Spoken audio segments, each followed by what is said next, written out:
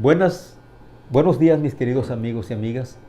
Sé que este sermón, que se llama el Día de Muertos, puede generar incomodidad, puede generar rechazo de parte de mis amigos, mis queridos amigos católicos que forman parte de, de los que me conocen y a donde llega este sermón. Déjame decirte, amigo y hermano católico y evangélico, que no tengo la menor intención de hacerte sentir mal o de ridiculizar tus creencias, amigo católico. Pero sí tengo el deber de enseñar lo que la Biblia dice, bien entendido y bien comprendido, exegéticamente, hermenéuticamente, porque la Biblia es intérprete de sí misma. Dicho eso, también para poner un poquito en contexto a algunos que no me conocen bien, fui criado en un ambiente católico romano. Desde los 9 años empecé a acompañar, de 8 años empecé a acompañar a mi tía Socorrito, a quien le mando un saludo y un abrazo, una de mis grandes tías, a contestar el rezo, y aprendí todo lo que es el rezo. En ese tiempo eran menos misterios de los de ahora, hoy son 20, en ese tiempo creo que eran 15 misterios, dolorosos, gloriosos, gozosos y demás. Dicho esto, mi querido amigo, entonces quiero dejar claro cuál es mi intención al predicar este sermón. Sé que a veces uno quiere quedar bien con Dios y con todo el mundo, pero muchas veces no se puede. Y entre escoger quedar bien con Dios o quedar bien con todos, pues escojo quedar bien con Dios. El Día de Muertos es bíblico, es cierto, es correcto, es cristiano, la celebración del Día de Muertos. Mira, la cultura fue un papel muy importante dentro de la Iglesia Católica, y la Iglesia Católica dentro de la cultura, por lo menos hablando de nuestra región latinoamericana. Las religiones prehispánicas tenían ciertas prácticas, y la Iglesia Católica, en un sincretismo, a mi entender, toma un poco de esto. Pero ¿cuál es el origen del culto a los muertos? Vamos a verlo más adelante. Según la Iglesia Católica, ¿qué es el Día de Muertos? Bueno, en primer lugar, antes de eso, déjame decirte que la Iglesia Católica ha procurado que este día sea muy celebrado. Como la Iglesia Católica a su vez influye mucho en el ámbito gubernamental, en la educación, son las mayorías, entonces presiona para que el culto a los muertos, la celebración del Día de los Muertos, se vea como algo festivo cultural, no solamente religioso, y en eso muchos han caído. Es decir, nos venden la idea no como religión, sino como cultura. Muchos niños de otras religiones que no son católicos romanos a veces son presionados, amenazados, marginados o sufren bullying por el solo hecho de no participar en cultos de Hanalpichán, que es el mismo culto a los muertos, que es parecido a Halloween también. Pero ¿qué se enseña en la Iglesia Católica sobre el Día de Muertos? El católico cree que los muertos salen del purgatorio o de donde estén al lugar de los vivos. La Iglesia Católica cree que del 31 de octubre al 2 de noviembre las almas de los fieles difuntos salen y van a sus casas donde vivían antes. También creen los católicos o la Iglesia Católica que muchas almas andan penando por ahí y hay que hacer algo para que se vayan de este mundo. Les hacen comidas, bebidas, si fuman les ponen su cigarro, su puro, lo que fumen. Y si el difunto tomaba, bebía, le ponen su chapol, su coñac, su vino, algo que bebía, lo de su preferencia, la bebida o comida de su preferencia, y le ponen veladoras también. Se acostumbra a hacer un tipo especial de rezo para esos días. Se hacen novenas, se pagan misas, para que las almas salgan del purgatorio y se vayan a la gloria. Se basan para ello en el libro de la Iglesia Católica según en Macabeos capítulo 12, versículos 39 al 46. La Biblia, mi querido amigo, nunca menciona, ni enseña, ni da a entender la celebración o el culto a los muertos. No, mi amigo. Pero hay una cosa más, la Biblia no solo no enseña esta práctica, sino que es una práctica antibíblica. La supuesta base bíblica para celebrar el culto a los muertos se encuentra, según la Iglesia Católica Romana, en 2 de Macabeos 12, 39 al 46. Este pasaje bíblico, más al rato te voy a comprobar que es una contradicción.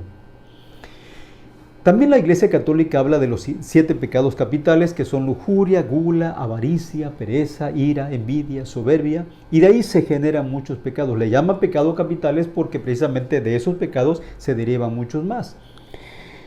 Pero la Biblia habla de pecados mortales. Mira, la Biblia no solamente habla de pecados mortales, habla de pecados que te llevan al infierno. Y si pecado mortal y pecados que te llevan al infierno son lo mismo, pues déjame decirte que sean o no lo mismo. Lo importante es que la Biblia da 2 listas de pecados que te dejan fuera del reino de Dios. Y obviamente, si estás fuera del reino de Dios, estás dentro del infierno, porque es la interpretación bíblica. Mira, 1 Corintios 6, 9 y 10 dice: ni los fornicarios, ni los idólatras, ni los adúlteros, ni los afeminados, ni los ladrones, ni los ávaros, ni los estafadores entrarán en el reino de los cielos. La segunda lista está en Apocalipsis capítulo 21, versículo 8, donde dice: ni los cobardes, ni los incrédulos, ni los adúlteros, ni los abominables, ni los homicidas, ni los fornicarios, ni los hechiceros, ni los idólatras, otra vez menciona a los idólatras, ni los mentirosos entrarán en el reino de los cielos. Son 2 listas muy serias, las da la Biblia. Estos son pecados mortales, ¿por qué? Porque si la persona muere en alguno de estos pecados, querido amigo, querido hermano, no entra en el reino de Dios, así de complicado, porque es la eternidad que está de por medio. Tienes que pensar un poco en eso, amigo, quien quiera que seas. Ahora, si alguna persona en vida se arrepiente de cualquiera de estos pecados, obviamente Dios le perdona, porque es un Dios misericordioso que por naturaleza es un Dios salvador y vino a salvar. Vino a salvar. De hecho, cuando Cristo venga por segunda vez, mi querido amigo, Dios no viene a dar oportunidades, Dios viene a juzgar. Dios viene a juzgar sencillamente. Hay un pecado solamente que Dios no perdona, que es la blasfemia contra el Espíritu Santo, y eso muy pocas personas lo cometen, por cierto. Ahora veamos más detenidamente 2 Macabeos 12, 39 al 46. Mira, son 3 partes de ese versículo. Número 1, ellos van a la guerra y en la guerra cayeron los judíos, o sea, murieron, en un lugar llamado Jamnia. Al ir a revisar Judas Macabeos, al ir a revisar los cadáveres junto con un equipo de su gente, en sus túnicas de los caídos encontraron objetos consagrados a los ídolos de Jamnia. Y esa era la razón por la cual, dice la Biblia, había muerto, ya que esa práctica es contraria, una práctica idolátrica contraria a la ley judía. La Biblia lo está diciendo, no cualquiera. Y dice en tercer lugar, y a todos les fue manifiesto, o sea, muy evidente, que había muerto por idólatras. Ahora fíjate bien, mi querido amigo católico, mi querido amigo evangélico, la Iglesia Católica se contradice. ¿Por qué se contradice? Porque ellos también creen como nosotros, que ser idólatra me deja fuera del reino de Dios. Pero fíjate bien, Judas Macabeos pide una colecta y se reza, se manda a pedir a Jerusalén, si no estoy mal, se manda a pedir que se rece por los que habían muerto por idólatras. Y eso es una contradicción, porque la idolatría es un pecado mortal, la Iglesia Católica lo enseña. Y por eso murieron por idólatras. Por eso los protestantes no aceptamos este libro de 2 de Macabeos, 1 y 2 de Macabeos, porque contradice la Biblia, no es bíblico. En 1 Corintios 6, 9 y 10 y Apocalipsis 21, 8, entonces, se enseña claramente que los idólatras no entran en el reino de Dios. Entonces, ¿a quién le creemos? ¿O a la Biblia, que es la verdad de Dios, o a la Iglesia Católica, que contradice la Biblia con este libro de 2 de Macabeos y el pasaje bíblico concreto que mencioné? Ahora, otros versículos bíblicos que la Iglesia Católica pone como base, aparentemente base bíblica, para comprobar la idea del purgatorio es 1 Corintios 3:15. Fíjate, este pasaje bíblico está hablando de la calidad del servicio del cristiano. Todo el capítulo está hablando de eso, la calidad del servicio del cristiano. Nada tiene que ver con el purgatorio. Ningún exégeta bíblico, ningún exégeta serio se atrevería a usar este versículo para comprobar algo incomprobable. En este caso, la existencia de purgatorio. Y Mateo 12, 32. En este otro pasaje bíblico jamás se enseña la idea del purgatorio o algo llamado purgatorio, donde la gente se purifica según la iglesia romana, católica romana. Este pasaje bíblico está hablando de lo grave y gravísimo que es blasfemar contra el Espíritu Santo. Y la idea que da claramente la palabra de Dios es que este pecado de la blasfemia contra el Espíritu Santo no tiene perdón jamás, sencillamente. ¿Y sabes por qué? Porque no se puede perdonar en el cielo, porque en el cielo no hay pecado. Cristo nunca enseñó el purgatorio, al contrario, fíjate, urgió a la gente a entregar su vida a Dios y a creer y a vivir el Evangelio. San Juan 3:18 dice que el que en él cree no es condenado, pero el que rehúsa creer en el Hijo no verá la vida, sino que la ira de Dios está sobre él. Eso lo dice la Biblia. Y esto es una urgencia, vivir en santidad. Mateo 7:21 dice, no todo el que me dice Señor, Señor, entrará en el reino de los cielos, sino el que hace la voluntad de mi Padre que está en los cielos. Yo me pregunto, ¿estoy haciendo la voluntad del Padre Celestial o mi propia voluntad? Juan 17:17 dice, santifícalos en tu verdad, tu palabra es verdad. Fui católico un buen tiempo de mi vida, mis queridos amigos, y muy pocas veces escuché un sermón, una homilía, sobre la santidad. Y muchos otros pasajes bíblicos donde Dios nos urge a vivir en santidad. La Biblia no enseña ni culto ni celebración a los muertos. La Biblia dice exactamente que entre los vivos y los muertos no hay comunicación. Eclesiastés 9:5 y 6 dice que los muertos nada saben, ni tienen más parte en todo lo que se hace debajo del sol. Nada. La Biblia también dice con mucha claridad que los vivos y los muertos no tienen ninguna clase de contacto. En el pasaje bíblico de Lucas 16:19 al 31 nos cuenta la historia del rico y Lázaro. Lázaro murió y los ángeles los llevaron al seno de Abraham. El rico muere y se va al infierno. En el infierno el rico le dice al padre Abraham, manda a Lázaro que moje la punta de su dedo y me dé un poquito de agua porque estoy atormentado en esta llama. El padre Abraham me dice, no se puede, hijo, porque hay una gran cima entre ustedes y nosotros. Ni ellos pueden pasar de aquí para allá, ni ustedes de allá para acá. Así es la Biblia. La Biblia enseña que después de muerto viene el juicio, Hebreos 9:27, y que solo hay un juicio después de la muerte, no hay dos juicios. Algún sacerdote católico romano, no todos, el otro día investigaba y decía, hay un juicio particular y hay un juicio general. Amigos, la Biblia no menciona tal distinción, ninguna distinción. El culto católico romano no tiene base bíblica, pero sí tiene origen pagano. Los druidas, ellos rendían culto al dios de la muerte. Ellos creían que habría que invocar a los muertos del 31 de octubre al 1 y 2 de noviembre. Y ellos creían que venían, que comían y estas cosas.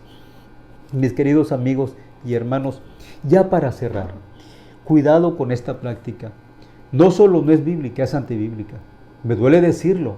Sé que a muchos no les va a gustar que lo diga, pero amigo, no te quedes con esto que lees y que escuchas el día de hoy. Ve e investiga.